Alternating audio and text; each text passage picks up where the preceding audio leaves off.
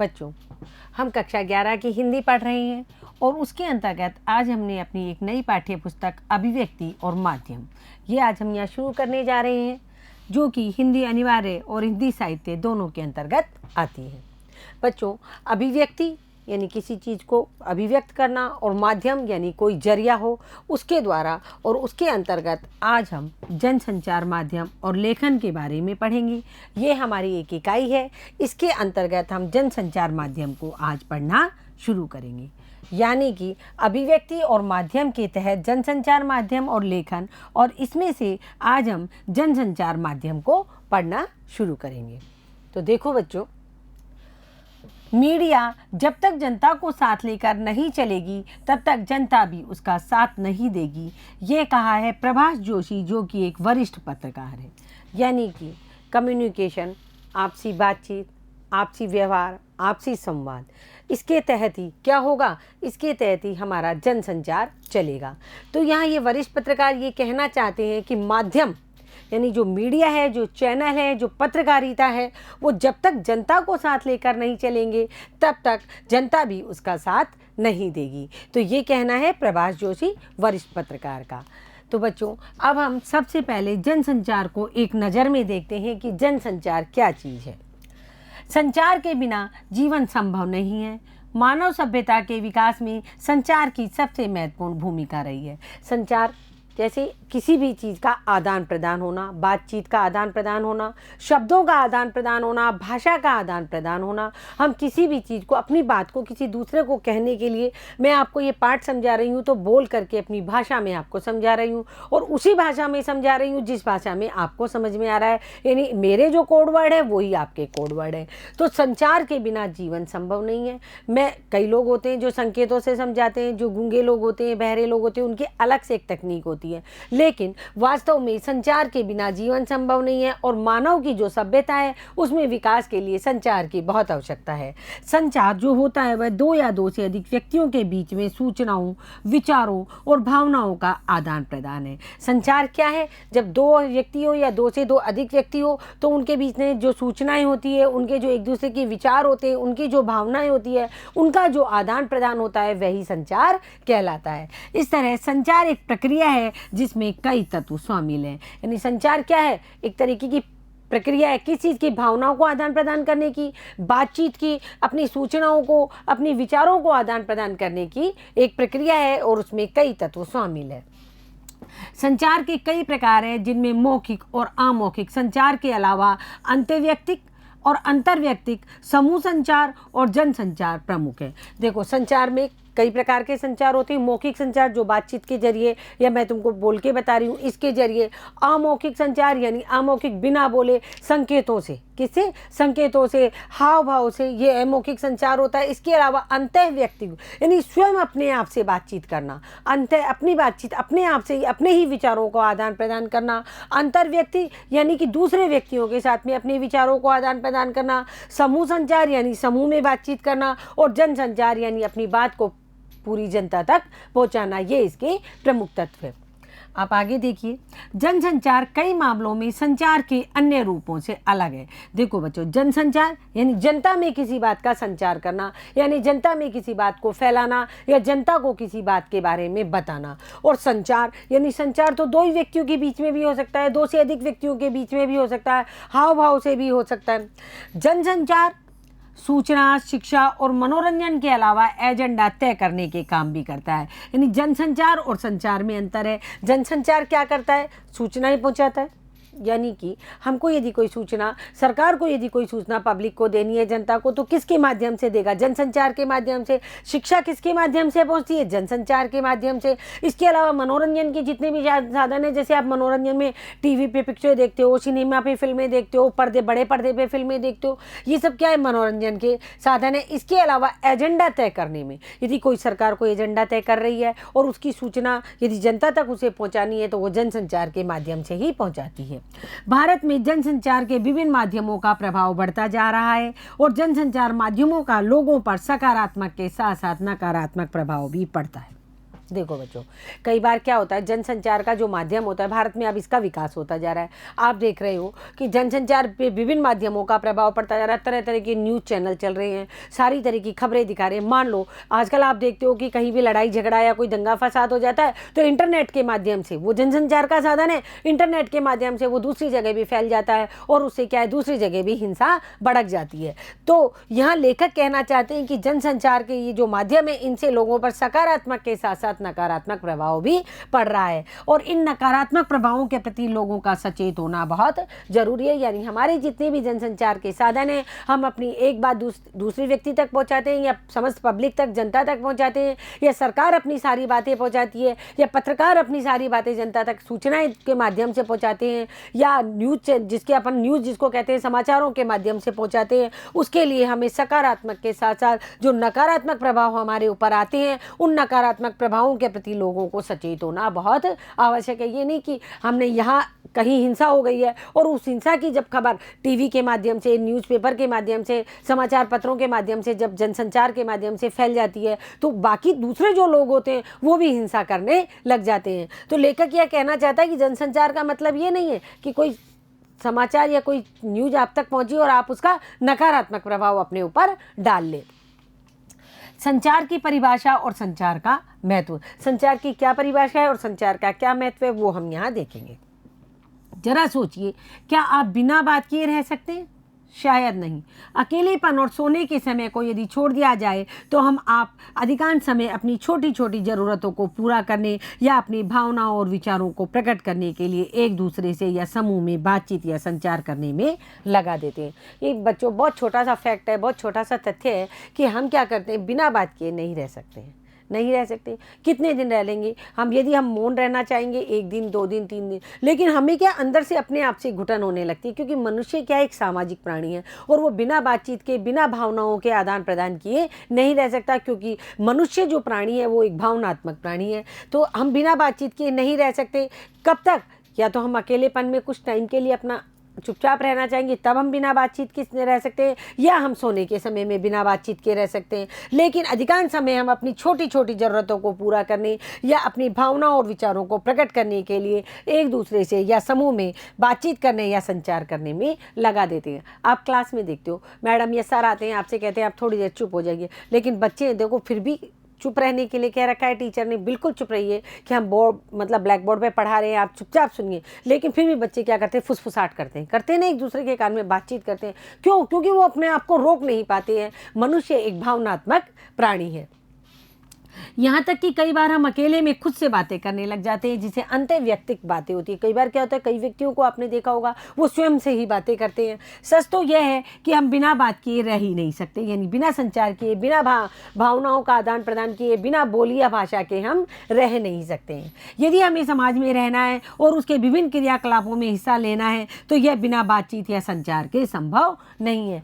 देखो बच्चों, जो लोग साधु सन्यासी होते हैं, जो गुफाओं में चले जाते हैं और वो क्या करते हैं, वो समाज से एकदम कट जाते हैं। है वो एक सामाजिक प्राणी है, ईश्वर ने उन्हें सामाजिक प्राणी बना के भेजा, लेकिन उन्होंने अपनी भावनाओं को नष्ट करके और वो क्या करते हैं, मौनी बाबा बन जाते हैं, जैसे गुफाओं में जाके बैठ जाते हैं और कई वर्षों तक वहाँ तपस्या करते हैं। लेकिन जो लोग समाज में रहते हैं वो क्या है, बिना मतलब बातचीत के वो रह नहीं सकते और बिना क्रियाकलापों में हिस्सा लिए बिना भी वो समाज में नहीं रह सकते हैं।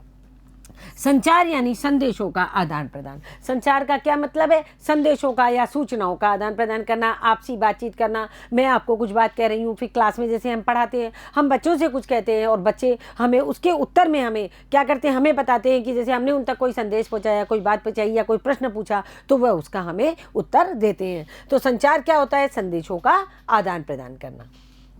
जरा सोचिए, क्या आप चुप रह सकते हैं? पहली बात तो यह है कि आप बहुत देर तक चुप नहीं रह सकते हैं, नहीं रह सकते। मैंने आपको बताया ना, क्लास में जब हम बैठे होते हैं कक्ष में और हमारी टीचर जब हमसे कहते हैं कि आप थोड़ी देर चुप रहिए, मैं पढ़ा रहा हूँ, इसको ध्यानपूर्वक सुनिए, तो भी बच्चे क्या करते हैं, चुप नहीं रह पाते, आपस में फुसफुसाहट करते हैं ना। हम बहुत देर तक चुप नहीं रह सकते। लेकिन अगर आप चुप रहना भी चाहें तो क्या आप चुप रहते हुए भी कुछ कह नहीं रहे होते? कई बार क्या होता है, हम चुप बैठे होते हैं, लेकिन हमारी उस चुप में भी हम क्या होते हैं कि दूसरे को कुछ ना कुछ संदेश प्रदान कर रहे होते हैं। यहाँ हम एक उदाहरण देखेंगे।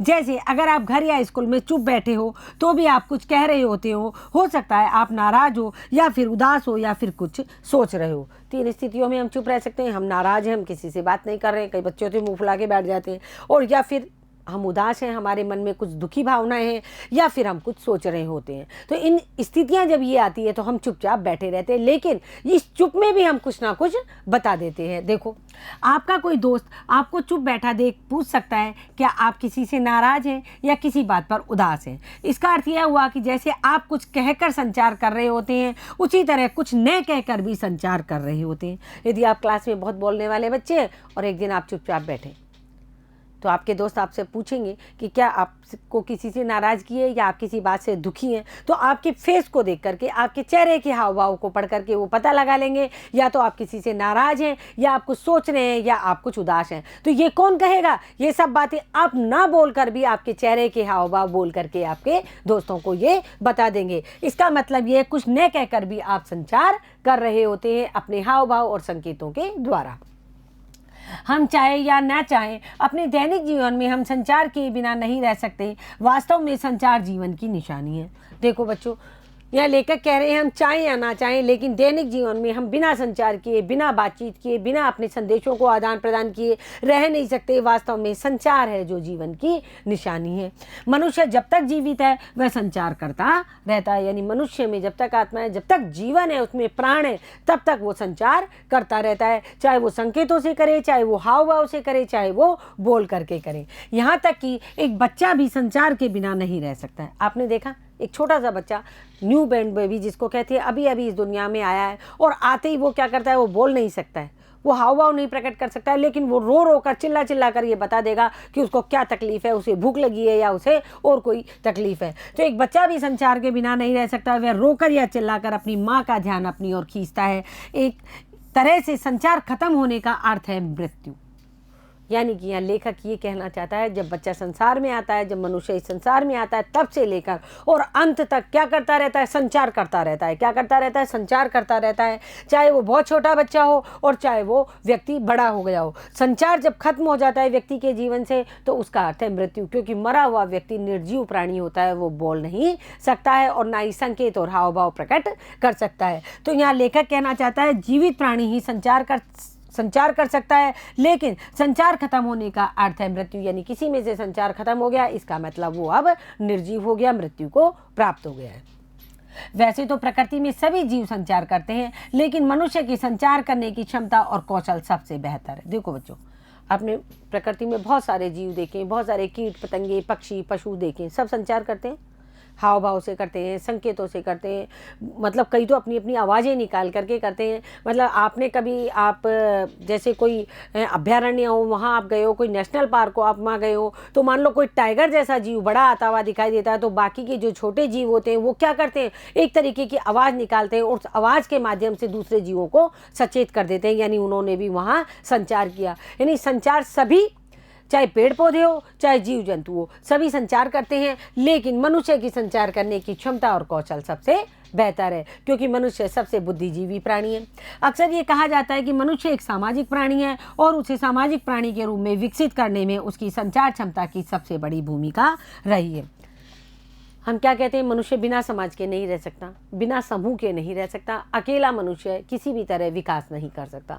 अकेला, एक हिंदी में कहावत है कि अकेला चना भाड़ नहीं फोड़ सकता, उसी तरह अकेला मनुष्य क्या नहीं कर सकता? अपना विकास नहीं कर सकता। मनुष्य सामाजिक प्राणी है, समाज में रहता है, और सामाजिक प्राणी के रूप में उसे विकसित करने में उसकी महत्वपूर्ण भूमिका किसकी रही है? संचार क्षमता की। जितनी अधिक संचार क्षमता होगी, उतना ही अधिक मनुष्य जीवन का विकास होगा।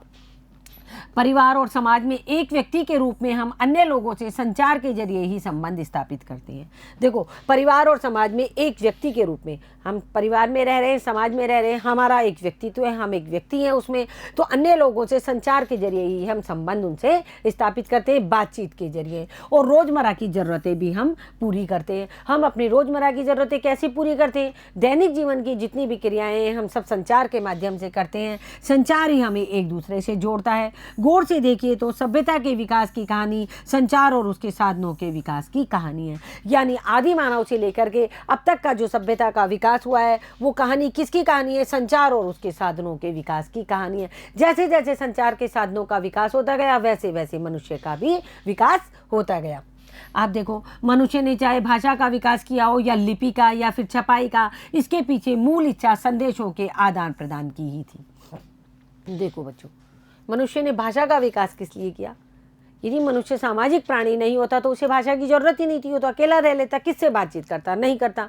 जो थॉट्स यानी जो सोच, जो विचार हमारे मन में आते वो तो अंदर ही अंदर व्यक्ति के चलते रहते। ऐसा तो है नहीं। मनुष्य है जो बुद्धिजीवी प्राणी है, लेकिन उसने भाषा का विकास नहीं किया क्योंकि वो सामाजिक प्राणी नहीं है, समाज में नहीं रहता है। लेकिन उसने समाज में रहना है, इसलिए उसने भाषा का विकास किया। मनुष्य की शुरू से ही एक प्रवृत्ति रही है कि वो समूह के रूप में रहे। आदि मानव भी समूह के रूप में रहता था, तो समूह के रूप में रहने के लिए अपनी बातचीत के जरिए एक दूसरे को बताने के लिए उसने भाषा का विकास किया। फिर उसने लिपि का विकास किया, तत्पश्चात उसने छपाई का आविष्कार हुआ। और उसके पीछे क्या था? मूल इच्छा संदेशों को आदान प्रदान करने की थी, यानी मैं अपनी बात दूसरे को बताऊं और दूसरे की बात को मैं सुन सकूं। दरअसल संदेशों के आदान प्रदान में लगने वाला समय और दूरी को पाटने के लिए ही मनुष्य ने संचार के माध्यमों की खोज की। मनुष्य ने संचार के माध्यमों की जो मुख्य खोज है वो किस लिए की? वो इसलिए की कि संदेशों के आदान प्रदान में लगने वाले समय और दूरी। पहले के समय में घोड़ों पर लोग बैठ के जाते थे संदेश लेकर के, या कबूतरों के जरिए उनमें संदेश भिजवाते थे। तो इन सबको दूरी को पाटने के लिए ही मनुष्य ने संचार के माध्यमों की खोज की। यदि हमें अमेरिका से कोई समाचार भारत तक पहुंचाना है या भारत से कोई समाचार अमेरिका तक पहुंचाना है, तो यदि हम फ्लाइट से भी जाएंगे समाचार पहुंचाने, एक डाक या चिट्ठी लेकर के, तो हमें 10 घंटे लगेंगे। लेकिन संचार के जो माध्यम है, जैसे इंटरनेट के जरिए तुरंत सेकंड्स में वो समाचार अमेरिका से भारत आ जाएगा और भारत से अमेरिका पहुंच जाएगा। इसी दूरी को पाटने के लिए मनुष्य ने संचार के माध्यमों की खोज की है। आज हम जिस संचार क्रांति की बात करते हैं, आखिर वह क्या है? संचार और जनसंचार के विभिन्न माध्यमों, टेलीफोन, इंटरनेट, फैक्स, समाचार पत्र, रेडियो, टेलीविजन और सिनेमा आदि के जरिए मनुष्य संदेशों के आदान प्रदान में एक दूसरे के बीच की दूरी और समय को लगातार कम से कम करने की कोशिश कर रहा है। देखो बच्चों, पूरा पैराग्राफ एक ही लाइन में आ गया। आप देखो, आज हम जिस संचार क्रांति की बात करते हैं, आज हमारे देश में संचार में बहुत क्रांति आई। मतलब विद इन सेकेंड्स कहाँ क्या घटित हो रहा है हमें तुरंत पता चल जाता है। सबके हाथों में मोबाइल है, बच्चे के हाथ में आजकल ये मोबाइल है और उसमें इंटरनेट चल रहा है। हमें तुरंत उसके ऊपर न्यूज़ आ जाती है कि आज फलाने देश में ये काम हुआ, वहाँ ये हुआ, हमारे देश में ये हो रहा है, हमारी सरकार ये एजेंडा बना रही है। तो ये सब चीज़ें हमें तुरंत पता चल जाती है। तो आज हम जिस संचार क्रांति की बात करते हैं, आखिर वह क्या है? संचार और जनसंचार के संचार तो 2 लोगों में हो सकता है, 2 से 3 में हो सकता है, ग्रुप में हो सकता है। जनसंचार यानी पूरी जनता में जो किसी बात का फैलना होता है, वो उसके लिए विभिन्न माध्यम है। टेलीफोन है, इंटरनेट है, फैक्स है, समाचार पत्र है, रेडियो, टेलीविज़न और सिनेमा आदि के जरिए मनुष्य संदेशों के आदान प्रदान में एक दूसरे के बीच की दूरी और समय को लगातार कम से कम करने की कोशिश कर रहा है। आप देख रहे हो, कोशिश बहुत कामयाब भी रही है और बहुत कम समय में हमें एक देश से दूसरे देश में, यानी कि जो पूरी दुनिया है वो घूम करके मिलजुल करके एक हो गई है। यही कारण है आज संचार माध्यमों के विकास के साथ साथ न सिर्फ भौगोलिक दूरियां कम हो रही है, बल्कि सांस्कृतिक और मानसिक रूप से भी हम एक दूसरे के करीब आ रहे हैं। देखो, संचार के जितने भी साधन हैं, इन साधनों के माध्यम से ना सिर्फ हमारी भौगोलिक दूरियां कम हो रही है। भौगोलिक दूरियां यानी जो हमारी एक देश से दूसरे देश की दूरी है, यानी कि जहां हम दूर दूर रह रहे हैं, वो हम इंटरनेट के माध्यम से, संचार के माध्यम से वो दूरियां हमारी कम हो रही है। इसके साथ ही बल्कि सांस्कृतिक और मानसिक रूप से भी हम एक दूसरे की संस्कृतियों को पहचान रहे हैं और एक दूसरे की मानसिक स्थिति को भी हम जान रहे हैं। इससे एक दूसरे के करीब आ रहे हैं। शायद यही कारण है कि कुछ लोग मानते हैं कि आज दुनिया एक गांव में बदल गई, यानी कि दुनिया क्या हो गई है? एक गांव में सिमट करके आ गई है। यानी कि यदि हमसे कोई हजारों किलोमीटर दूर बैठा व्यक्ति है, उससे हम तुरंत वीडियो कॉल से बात कर लेते हैं, तो ऐसा लगता है कि हम सामने बैठे ही व्यक्ति से बात कर रहे हैं। तो संचार में आज इतनी क्रांति आई है, जनसंचार में इतनी क्रांति आ गई आज कि हमें लगता है कि पूरी जो दुनिया है, पूरी जो पृथ्वी है, वो सिमट करके एक गाँव के रूप में बदल गई है। आगे देखो, दुनिया के किसी भी कोने में कोई घटना हो, संचार माध्यमों के जरिए कुछ ही मिनटों में हमें खबर मिल जाती है। मैंने आपको पहले ही बताया, दुनिया के किसी भी कोने में कोई भी घटना हो तो संचार के जो माध्यम है उनसे हमें कुछ ही मिनटों में वो सूचना मिल जाती है। अगर वहाँ किसी टेलीविज़न समाचार चैनल का संवाददाता मौजूद हो तो हमें वहाँ की तस्वीरें भी तुरंत देखने को मिल जाती है। मान लो कहीं कोई घटना हो रही है और वहाँ कोई टेलीविज़न का मतलब संवाददाता वहाँ खड़ा है, उसके पास कैमरा है, तो तुरंत वो फोटो क्लिक करके उसकी वीडियो बना करके वो हमें भेज सकता है। याद कीजिए 11 सितंबर 2001 को अमेरिका में वर्ल्ड ट्रेड सेंटर पर आतंकवादी हमले को पूरी दुनिया ने अपनी आंखों के सामने घटते हुए देखा था। उस वक्त अवश्य वहाँ कोई संवाददाता खड़े थे और उन संवाददाताओं ने, जो कि किसी टेलीविज़न चैनल के थे या कोई न्यूज़ चैनल के थे, उन्होंने उसको अपने कैमरे में रिकॉर्ड कर लिया। सितंबर 2001 को अमेरिका में वर्ल्ड ट्रेड सेंटर पर, यानी उसके बीच में से वर्ल्ड ट्रेड सेंटर यानी बड़ी बड़ी बिल्डिंग थी, उनके बीच में से हवाई जहाज निकल के चला गया और उस आतंकवादी हमले को पूरी दुनिया ने अपनी आंखों के सामने घटते हुए देखा। इस तरह देखा मानो जैसे ये घटना हमारे सामने ही आ रही है। ये सब क्या है? ये जनसंचार क्रांति का विकास है। इसी तरह आज टेलीविज़न के पर्दे पर हम दुनिया भर के अलग अलग क्षेत्रों में घट रही घटनाओं को सीधे प्रसारण के जरिए ठीक उसी समय होते हुए देख सकते हैं। हम विधानसभा, लोकसभा की जो भी प्रक्रिया चल रही है उसको देख सकते हैं। बहुत सारी चीज़ों का लाइव प्रसारण आता है, यानी सीधा प्रसारण आता है, उसको भी हम टेलीविज़न पर देख सकते हैं। आप क्रिकेट मैच देखने स्टेडियम भले न जाए, लेकिन आप घर बैठे उस मैच का सीधा प्रसारण देख सकते हैं। देखते हैं ना, हर कोई व्यक्ति स्टेडियम नहीं पहुँच पाता है, या कोई दूसरे शहर में बैठा हो या दूसरे देश में बैठा हो, और अगर वो मैच देखना चाहता है तो वो टेलीविज़न पर इस तरह देखता है या बड़े पर्दे पर मैच को इस तरह देखता है जैसे कि वो स्टेडियम में ही मैच देख रहा हो। सच पूछिए तो आज संचार और जनसंचार के माध्यम हमारी अनिवार्य आवश्यकता बन गए हैं। ये वास्तविकता है बच्चों कि संचार और जनसंचार के माध्यम है जो आजकल हमारी अनिवार्य आवश्यकता बन गए, यानी कि कंपलसरी हो गए हैं। हम बिना जनसंचार के या संचार के रह नहीं सकते हैं। हमारे रोज़मर्रा के जीवन में उनकी बहुत अहम भूमिका हो गई है। उनके बिना हम आज आधुनिक जीवन की कल्पना भी नहीं कर सकते। यानी संचार और जनसंचार के बिना, बिना इंटरनेट के, आज तो बच्चा है, बच्चे के हाथ में मोबाइल है और बच्चा इंटरनेट का यूज करना जानता है। तो बिना जनसंचार और संचार के माध्यम से ये हमारी अनिवार्य आवश्यकता बन गई है। हमारे रोज़मर्रा के जीवन में आज इसकी बहुत ही अहम यानी महत्वपूर्ण भूमिका हो गई। इसके बिना आज हम आधुनिक जीवन की कल्पना भी नहीं कर सकते हैं। वे हमारे लिए न सिर्फ सूचना के माध्यम में बल्कि हमें जागरूक बनाने और हमारा मनोरंजन करने में भी अग्रणी भूमिका निभाते हैं। यानी कि जो जनसंचार के माध्यम में वो क्या करते हैं, वो केवल हमें सूचना ही नहीं पहुंचाते हैं, हमें घटनाएं नहीं दिखाते हैं देश विदेश की, इसके अलावा वे हमें जागरूक भी बनाते हैं और हमें बताते हैं कि किस देश में क्या घटना हो रही है, या यहाँ इस तरीके की घटना हो रही है तो आप जागरूक हो जाइए, आगे आपके साथ भी इस तरीके का कुछ घटना घटित हो सकती है। और मनोरंजन करने में भी अग्रणी भूमिका जनसंचार के माध्यम में वो मनोरंजन के क्षेत्र में बहुत अग्रणी भूमिका निभा रहे हैं। लेकिन हम जनसंचार माध्यमों की आकर्षक और रोचक दुनिया के बारे में और चर्चा करें उससे पहले ये जरूरी है कि संचार और उसकी प्रक्रिया को बारीकी से समझा जाए, क्योंकि जनसंचार संचार का ही एक रूप है। देखो, हम जनसंचार माध्यमों के आकर्षक और रोचक दुनिया के बारे में जानेंगे कि जनसंचार से क्या होता है और संचार के माध्यम कौन कौन से हैं। उसके बारे में जानने से पहले हम संचार और उसकी प्रक्रिया की जो बारीकी है उसको समझ लें, क्योंकि जनसंचार संचार का ही एक रूप है। जनसंचार कैसे बना? संचार से ही जनसंचार बना है। तो उसको देखने के लिए देखो संचार क्या है। सर्वप्रथम हम संचार को जानेंगे। संचार शब्द की उत्पत्ति चर धातु से हुई है। कौन सी धातु से हुई है? चर। और चर का अर्थ क्या होता है? चलना, यानी एक स्थान से दूसरे स्थान तक पहुंचना। आपने विज्ञान में ताप संचार के बारे में पढ़ा होगा कि कैसे गर्मी एक बिंदु से दूसरे बिंदु तक पहुंचती है।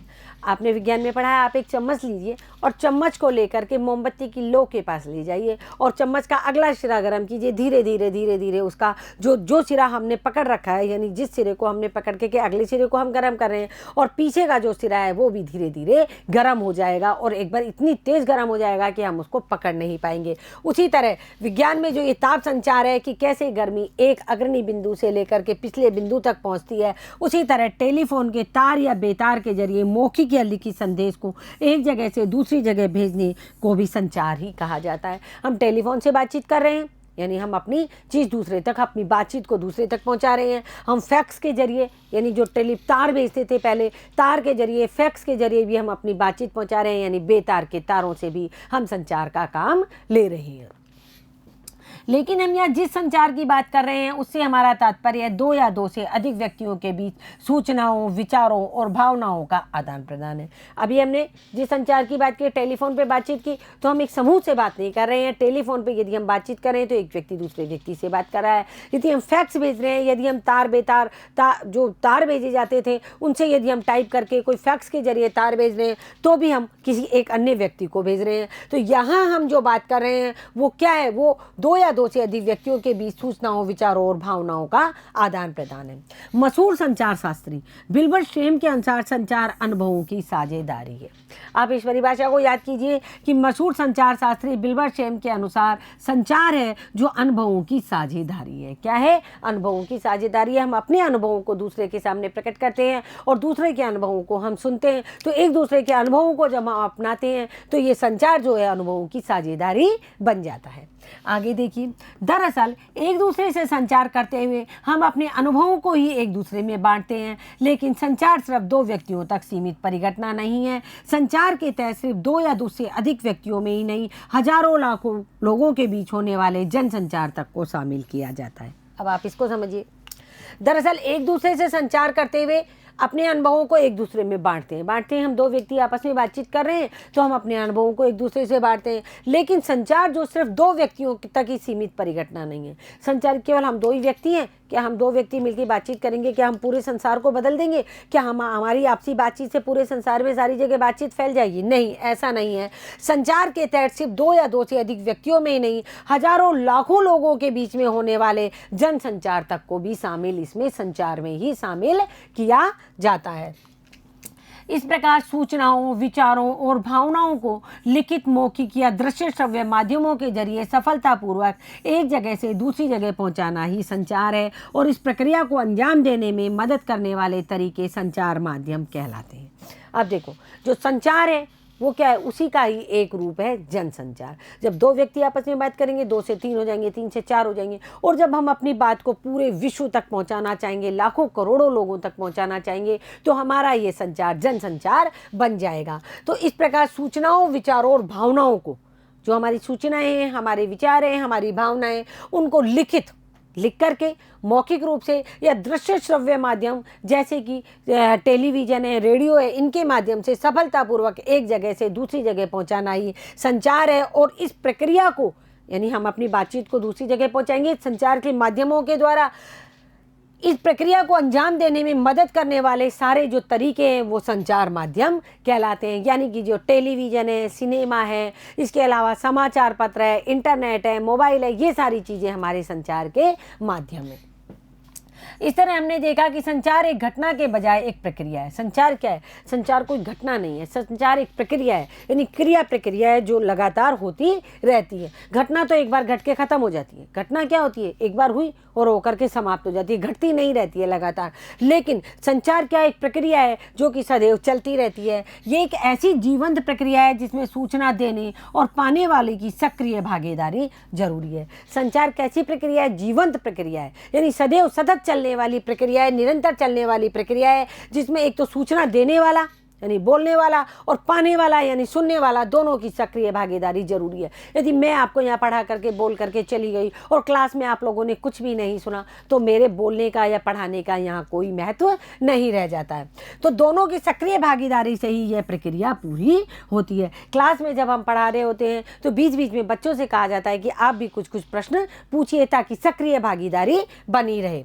अगर दोनों में से कोई संचार के लिए अनिच्छुक है तो संचार प्रक्रिया का आगे बढ़ना मुश्किल होता है। यदि मान लो कोई संचार के साधन है और उन साधनों के माध्यम से हमने कोई सूचना भेजी है, सरकार ने कोई सूचना भेजी, आपने कई बार सुना है सर्वर डाउन हो गया, ये डाउन हो गया, वो डाउन हो गया, या इंटरनेट नहीं चल रहा है, कहीं का भी इंटरनेट नहीं चल रहा है और सरकार ने अपनी सूचनाएं लगातार भेजते जा रहे हैं। जब वो पब्लिक तक पहुँचेगी नहीं, जनता तक पहुँचेगी नहीं, तो क्या हो जाएगा? इस संचार प्रक्रिया का आगे बढ़ना मुश्किल हो जाएगा। इसलिए संचार के माध्यम है जो संचार प्रक्रिया को आगे बढ़ाने में सबसे अधिक मदद करते हैं। इस अर्थ में संचार अंतरक्रियात्मक यानी इंटरएक्टिव प्रक्रिया है। यानी कि हम क्या कहेंगे कि यानी दोनों की भागीदारी होनी बहुत आवश्यक है। यदि दोनों में से भी कोई एक भी अनिच्छुक है तो संचार प्रक्रिया का आगे बढ़ना मुश्किल हो जाता है। और इस अर्थ में संचार अंतरक्रियात्मक यानी इंटरएक्टिव प्रक्रिया है। अंतर क्रियात्मक प्रक्रिया का मतलब है अपनी एक बात हजारों लाखों लोगों तक पहुंचाना, और अंतः व्यक्तिक मैंने बताया अपने आप से बातचीत करना, और अंतर का मतलब है कि अपनी बात को सब लोगों तक पहुंचाना। अब हम संचार के तत्व के बारे में जानेंगे कि संचार में कौन कौन से तत्व होते हैं। जब हम कहते हैं कि संचार एक प्रक्रिया है, तो इसका एक अर्थ यह भी होता है कि इस प्रक्रिया में कई चरण या तत्व शामिल हैं। संचार कोई घटना नहीं है जो कि घट के समाप्त हो गया। संचार एक प्रक्रिया है जो सतत चलती रहती है, और इस सतत चलने वाली प्रक्रिया में कई चरण या तत्व हैं। संचार की प्रक्रिया में कई तत्व शामिल हैं। इनमें से कुछ प्रमुख तत्वों की हम यहाँ सिलसिलेवार चर्चा करेंगे कि संचार में कौन कौन से तत्व पाए जाते हैं। संचार प्रक्रिया की शुरुआत स्रोत या संचारक से होती है। कोई स्रोत, कोई भी चीज़ हो तो एक बिंदु से निकलती है, उस बिंदु को हम स्रोत कहते हैं। पानी भी है, एक स्रोत से निकलता है, एक जगह से, यानी कहीं ना कहीं से तो कोई चीज़ शुरू होती है। तो जो संचार की प्रक्रिया है स्रोत या संचारक से शुरू होती है। जब स्रोत या संचारक का उद्देश्य के साथ अपने किसी विचार, संदेश या भावना को किसी और तक पहुंचाना चाहता है तो संचार प्रक्रिया की शुरुआत होती है। मान लो कोई धर्म गुरु है, वो क्या है, वो स्रोत है। वो अपने प्रवचनों के माध्यम से अच्छे सद उपदेश जो होते हैं वो लोगों तक पहुंचाना चाहते हैं, तो क्या करेंगे, उसके लिए संचार की प्रक्रिया शुरू होगी। लोग आएंगे, लाखों लोग आएंगे, उनको सुनेंगे, फिर उसको टीवी के माध्यम से जन जन तक पहुंचाया जाएगा जो लोग वहाँ नहीं आ सकते हैं। जैसे आप स्वयं को स्रोत या संचारक मान लें। आपको इतिहास की एक किताब चाहिए। अब देखो बच्चों, यहाँ उदाहरण के माध्यम से हम समझ रहे हैं कि यदि हम स्वयं को एक स्रोत या संचारक मान लें और हमें एक इतिहास की पुस्तक चाहिए, इसके लिए आपको अपनी कक्षा के एक मित्र से आग्रह करना पड़ेगा। यानी आपके पास पुस्तक नहीं है, आपको अपने मित्र से पुस्तक चाहिए, तो आपको अपने मित्र से आग्रह करना पड़ेगा कि मुझे आपसे एक पुस्तक चाहिए, इसके लिए मुझे कुछ बोलना पड़ेगा। इस तरह जैसे ही आप किताब मांगने के लिए सोचते हैं तो संचार की प्रक्रिया शुरू हो जाती है। अंतः व्यक्ति प्रक्रिया शुरू हो जाती है अपने आप से। यानी मैं अपने मन में सोच रही हूँ कि मैं इससे ये पुस्तक मांग लूँ, तो संचार की प्रक्रिया शुरू हो गई। अभी तो मांगी नहीं है, अभी तो मैं सोच ही रही हूँ। वो सोचना भी एक संचार है। जाहिर है कि किताब मांगने के लिए आप अपने मित्र से बातचीत करेंगे या उसे लिखकर या संदेश भेजेंगे। बातचीत या संदेश भेजने के लिए आप भाषा का सहारा लेते हैं। या तो वो मित्र आपके साथ में ही है तो आप उससे बोल करके कहेंगे कि मुझे आपसे पुस्तक चाहिए, या वो कहीं दूर रहता है तो आप उसको संदेश लिख के भेजेंगे कि मुझे आपसे इतिहास की पुस्तक चाहिए। तो दोनों ही संचार के साधन है। भाषा असल में एक तरीके का कूट चिन्ह या कोड है। भाषा क्या है, कूट चिन्ह या कोड है। पहले के जो आदिवासी लोग थे उनके पास भाषा नहीं थी, संकेतों से बातचीत करते थे, लेकिन धीरे धीरे उन्होंने भाषा का विकास किया और फिर लिपि का विकास किया। तो आप अपने संदेश को उस भाषा में कूटीकृत या एनकोडिंग करते हैं। यानी कि अब जैसे मैं हिंदी बोल रही हूँ और मैं हिंदी के ही शब्द लिखूँगी, हिंदी बोल रही हूँ, हिंदी के शब्द लिखूंगी, आ आ ये स्वर व्यंजन है, और इसी में लिख करके संदेश भेजूंगी। यदि मैं इंग्लिश बोल रही हूँ तो मैं इंग्लिश के शब्द लिख करके भेजूंगी। मतलब ये यहाँ लेखक ये कहना चाहता है कि भाषा असल में एक तरीके का कूट चिन्ह या कूट कोड है। आप अपने संदेश को उसी भाषा में कूटीकृत या एनकोडिंग करते हैं। एनकोडिंग का करते हैं मतलब लिखते हैं। यह संचार की प्रक्रिया का दूसरा चरण है। कौन सा? एक तो हमने सोचा, दूसरा जब हमने सोचना शुरू किया तो पहला चरण हो गया, और जब हमने या तो बोल करके उसको बताया या लिख करके उसको बताया, ये हमारा दूसरा चरण है। यह संचार की प्रक्रिया का दूसरा चरण है। सफल संचार के लिए जरूरी है कि आपका मित्र भी उस भाषा यानी कोड से परिचित हो जिसमें आप अपना संदेश भेज रहे हैं। यानी मेरे मित्र को तो हिंदी नहीं आती है, पर मैं उससे यह कह रही हूँ कि मुझे तुम्हारी इतिहास की पुस्तक चाहिए, तो क्या वो समझ पाएगा? वो नहीं समझ पाएगा। मैं उसको इंग्लिश में बोल के बताऊँगी कि मुझे तुम्हारी इतिहास की पुस्तक चाहिए, और यदि उसे इंग्लिश आती है तो वो तुरंत इस बात को समझ जाएगा। इसलिए सफल संचार के लिए, यानी कि जो हमारी बातचीत की सफलता के लिए क्या है कि आपके मित्र को भी उस भाषा यानी कोड से परिचित होना चाहिए जिसमें आप संदेश भेज रहे हैं। इसके साथ ही संचारक का एनकोडिंग की प्रक्रिया पर भी पूरा अधिकार होना चाहिए। एनकोडिंग की प्रक्रिया यानी जो बात हम बोल रहे हैं वो सामने वाले को अच्छे से समझ में आनी चाहिए, और वो भी उस भाषा को जानता हो जिस भाषा में हम बोल रहे हैं। साथ ही अपने संदेश के मुताबिक बोलना या लिखना भी आना चाहिए। जो संदेश हम बोल रहे हैं या लिख रहे हैं वही संदेश, वो जो लिखावट है, वो जो बोली है, वो जो लिपि है, वो हमारे दोस्त को भी आनी चाहिए। आगे देखो, इसके बाद संचार प्रक्रिया में अगला चरण स्वयं संदेश का आता है ना। संचार प्रक्रिया में संदेश का बहुत अधिक महत्व है। संचार प्रक्रिया में किसका महत्व है? संदेश ही नहीं होगा तो संचार किसका करेंगे? कोई संदेश या कोई सूचना का ही तो हम संचार करेंगे। जो चीज़ जो मैं बोल रही हूँ उसी का ही तो संचार कर रही हूँ। तो संदेश का बहुत अधिक महत्व है। किसी भी संचारक का सबसे प्रमुख उद्देश्य है अपने संदेश को उसी अर्थ के साथ प्राप्तकर्ता तक पहुंचाना है। इसलिए सफल संचार के लिए जरूरी है कि संचारक अपने संदेश को लेकर खुद पूरी तरह से स्पष्ट हो। देखो, यहाँ लेखक ये कहना चाह रहे हैं कि संचार प्रक्रिया में संदेश का बहुत महत्वपूर्ण स्थान है, क्योंकि संदेश ही तो संचार का मेन जो जरिया है, जो चीज़ है, वो संदेश ही है। अब लेखक ये कहना चाहते हैं कि किसी भी संचारक का सबसे प्रमुख उद्देश्य अपने संदेश को उसी अर्थ के साथ प्राप्तकर्ता तक पहुंचाना है। इसलिए सफल संचार के लिए जरूरी है कि संचारक अपने संदेश को लेकर खुद पूरी तरह स्पष्ट हो। यानी मैंने कोई बात अपने मित्र को लिख करके भेजी, अभी जैसे मान लो मैं आपको पढ़ा रही हूँ, मेरे पढ़ाने का क्या उद्देश्य है? मेरे पढ़ाने का उद्देश्य है कि मैं आपको संचार के बारे में बताऊँ, मैं संदेशों के बारे में बताऊँ जिसको आप अच्छी तरह समझ सके। यदि मैं आपको अच्छी तरह नहीं समझा पाई, मैं आपको संदेश भेज रही हूँ, संचार कर रही हूँ आपको पढ़ाने का, यदि मैं आपको अच्छी तरह नहीं समझा पाई और आप नहीं समझ पाए तो मेरा आपको पढ़ाना व्यर्थ चला जाएगा। उसी तरह लेखक कहते हैं यदि कोई संचारक अपना संदेश भेजता है तो उसे क्या होना चाहिए? बिल्कुल स्पष्ट रूप से उसे समझ में आना चाहिए कि प्राप्त करता है जो कि उसको अच्छी तरह समझ सके। संदेश जितना स्पष्ट और सीधा होगा, संदेश के प्राप्तकर्ता को उसे समझना उतना ही आसान होगा। यदि हम सही सही भाषा में समझाएंगे किसी को और सीधा सीधा लिख के भेजेंगे तो प्राप्तकर्ता के पास जो हमारा संदेश भेजेगा वो प्राप्तकर्ता मतलब अच्छी तरह से उसको समझ सकेगा। लेकिन संदेश को किसी माध्यम या चैनल के जरिए प्राप्तकर्ता तक पहुंचाना होता है। जैसे हमारे बोले हुए शब्द ध्वनि तरंगों के जरिए प्राप्तकर्ता तक पहुंचते हैं। देखो, हम प्राप्तकर्ता तक यानी जो हमारे संदेश को प्राप्त करेगा उसे प्राप्तकर्ता कह रहे हैं। यदि हम अपने संदेश को उस तक भेज रहे हैं तो उसके लिए हमें कोई माध्यम चाहिए होता है। डाक के माध्यम से भेज सकते हैं, लिख करके, तार के माध्यम से, फैक्स के माध्यम से, या बोल करके टेलीफोन के माध्यम से। और इसके अलावा यदि हमारे बोले हुए शब्द ध्वनि तरंगों के माध्यम से प्राप्तकर्ता तक पहुँचते हैं, यानी टेलीफोन, मोबाइल, बातचीत के माध्यम से। जबकि दृश्य संवेद प्रकाश तरंगों के जरिए यदि हमें अपना चित्र दिखा करके उससे बातचीत करनी है तो वीडियो कॉल, ये जो है दृश्य संदेश प्रकाश तरंगे, ये क्या है? ये वीडियो कॉल है। इसी तरह वायु तरंगों के जरिए भी संदेश पहुंचते हैं। दो तरीके से तो हमने देख लिए। एक तो हमारा तरीका हो गया शब्द ध्वनि तरंगों के माध्यम से, टेलीफोन, मोबाइल पे जो हम बात करते हैं, प्राप्तकर्ता तक हमारा संदेश पहुंचाते हैं। दूसरा दृश्य संदेश प्रकाश तरंगों के माध्यम से, यानी कि या तो हम टीवी पर दिख करके अपनी सूचना पहुंचाएं, या हम सिनेमा हॉल के बड़े पर्दे पर जाकर के अपनी सूचना पहुंचाएं, या फिर हम वीडियो कॉल करके अपनी सूचना पहुंचाएं। तो ये होती है दृश्य संदेश प्रकाश तरंगे।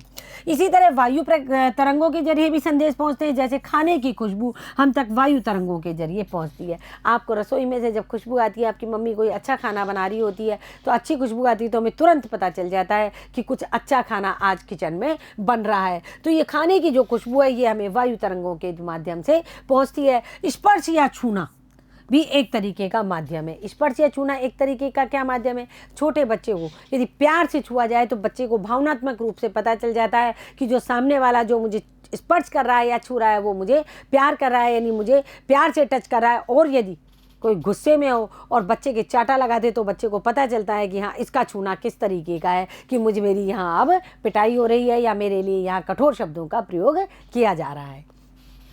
इसी तरह टेलीफोन, समाचार पत्र, रेडियो, टेलीविज़न, इंटरनेट आदि, फिल्में आदि विभिन्न माध्यमों के जरिए भी संदेश प्राप्तकर्ता तक पहुंचाया जा सकता है। यानी हमें अपनी बात किसी तक पहुंचानी है तो हम समाचार पत्रों, टेलीफोन, रेडियो, टेलीविज़न, इंटरनेट और फिल्म आदि विभिन्न माध्यमों के जरिए भी संदेश को प्राप्तकर्ता तक पहुँचा सकते हैं। प्राप्तकर्ता यानी रिसीवर, प्राप्तकर्ता यानी रिसीवर, यानी किसी चीज़ को प्राप्त कर रहा है, रिसीव कर रहा है। प्राप्त संदेश का कूटवाचन यानी उसकी डिकोडिंग करता है, और डिकोडिंग का अर्थ होता है प्राप्त संदेश में निहित अर्थ को समझने की कोशिश करना। जो संदेश भेजता है वो एनकोडिंग करता है यानी लिखता है, और जो प्राप्त करता है वो डिकोडिंग करता है। एनकोडिंग करता है यानी मतलब संदेश को इस तरीके से लिखता है कि प्राप्तकर्ता उसको अच्छी तरह समझ सके, और यहाँ प्राप्तकर्ता या रिसीवर उस संदेश की डिकोडिंग करता है यानी उसको समझने का प्रयास करता है और समझने की कोशिश करता है।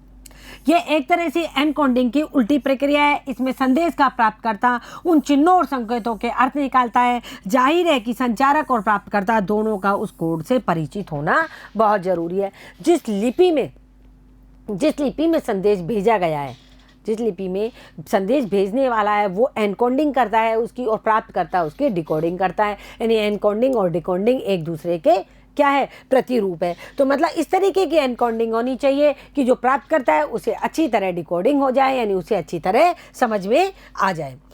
आगे देखो, संचार प्रक्रिया में प्राप्तकर्ता की भी अहम भूमिका होती है। संचार प्रक्रिया में ये नहीं है, मान लो कि मैंने किसी को कोई संदेश भेजा और वो संदेश भेजने के बाद में जो प्राप्त करता है वो उसको समझ में ही नहीं आया कि क्या भेजा गया है, तो प्राप्तकर्ता की भी बहुत इसमें बड़ी भूमिका होती है, क्योंकि वही संदेश का आखिरी लक्ष्य होता है।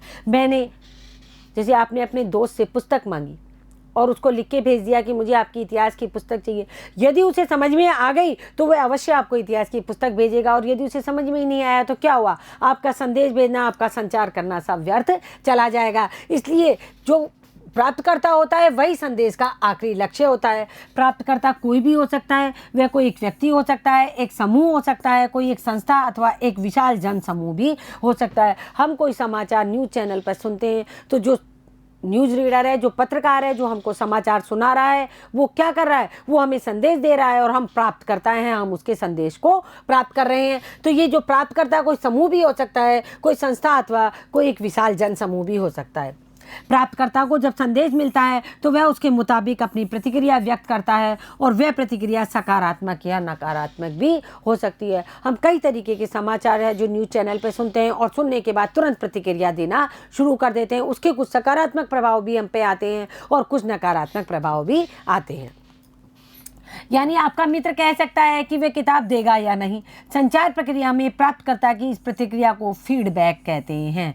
फीडबैक कहना मतलब कि कुछ चीज़ें अच्छी बताना, जैसे यानी आपने अपने मित्र से किताब मांगी, वह किताब देगा या नहीं देगा ये आपको बताएगा। उसको समझ में आ गया कि आप उससे किताब मांग रहे हो, लेकिन वो किताब देगा या नहीं देगा, संचार क्रिया में प्राप्तकर्ता की इस प्रतिक्रिया को फीडबैक कहते हैं। यानी जब वो अब आपके संदेश का जवाब बता रहा है कि हाँ मैं तुम्हें किताब भेज दूंगा या मैं तुम्हें किताब नहीं भेज सकता, इसे फीडबैक कहते हैं। संचार प्रक्रिया में कहीं कोई बाधा तो नहीं आ रही। इसके अलावा फीडबैक से यह भी पता चलता है कि संचारक ने जिस अर्थ के साथ संदेश भेजा था वह उसी अर्थ में प्राप्तकर्ता को मिला या नहीं। कई बार फीडबैक होता है कि भाई तुम क्या कहना चाहते हो, हमारे तो कुछ समझ में नहीं आ रहा है, तो इसका मतलब ज़रूर कोई ना कोई क्या है, संचार में बाधा आई है, या तो उसकी एनकोडिंग अच्छी नहीं है भेजने वाले की, या कहीं ना कहीं कोई ना कोई परेशानी आई है। तो इसी प्रकार इस फीडबैक के अनुसार ही संचारक अपने संदेश में सुधार करता है और इस तरह संचार की प्रक्रिया आगे बढ़ती है। इसको हम सरल शब्दों में समझ लेते हैं। जैसे एक संदेश, हम किसी व्यक्ति ने एक संदेश भेजा, प्राप्तकर्ता ने उस संदेश को देखा और देखने के बाद में यदि उसे वो संदेश समझ में आ गया तो वो फीडबैक में लिखेगा हाँ बहुत अच्छा, मैं आपका ये काम कर दूंगा। और यदि उसे समझ में नहीं आया तो वो फीडबैक में लिखेगा कि मुझे कुछ समझ में नहीं आ रहा है कि आप आखिर चाहते कहाँ हैं। तो इसका मतलब यदि उसे समझ में नहीं आ रहा है, इसका मतलब संचार में कहीं कोई बाधा आ रही है, यानी उसके लिखे हुए शब्दों को या उसके बोले हुए शब्दों को वो प्राप्त करता है जो समझ नहीं पा रहा है। लेकिन वास्तविक जीवन में संचार प्रक्रिया इतनी सुचारू रूप से नहीं चलती, उसमें कई बाधाएं भी आती है। मतलब हमने मान लो कुरियर से कोई चीज़ भेजी, कोई संदेश भेजा और रास्ते में कोई परेशानी आ गई, वहाँ तक नहीं पहुँची और मान लो प्राप्तकर्ता तक पहुँच भी गई तो उसको हमारा लिखा हुआ कुछ समझ में नहीं आया। तो इस तरीके की कई बाधाएं हैं जो हमारी संचार प्रक्रिया में आती है। इन बाधाओं को शोर या इंग्लिश में नॉइज़ कहते हैं, NOISE नॉइज़ कहते हैं।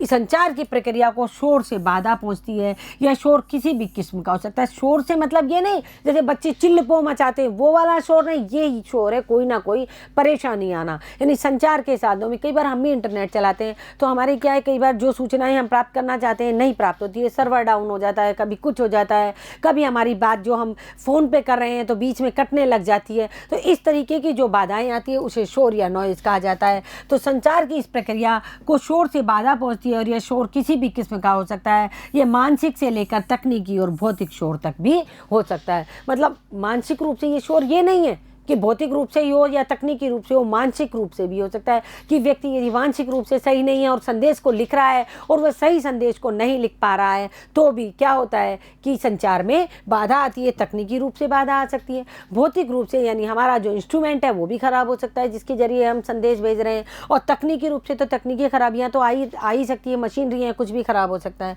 तो यह शोर मानसिक से लेकर तकनीकी और भौतिक तक ये शोर हो सकता है। शोर के कारण संदेश अपने मूल रूप में प्राप्तकर्ता तक नहीं पहुंच पाता और सफल संचार के लिए संचार प्रक्रिया से शोर को हटाना या कम करना बहुत ज़रूरी है। लेखक ये कहना चाहता है यदि हमें अच्छा संचार करना है, प्राप्तकर्ता तक हमारे सारे संचार संदेशों को पहुंचाना है, तो उसके लिए हमें सफल संचार के लिए संचार प्रक्रिया से शोर को यानी इस बाधा को, चाहे वो मानसिक बाधा हो, चाहे वो तकनीकी बाधा हो, चाहे वो भौतिक बाधा है, उसको हटाना या कम करना बहुत ज़रूरी है।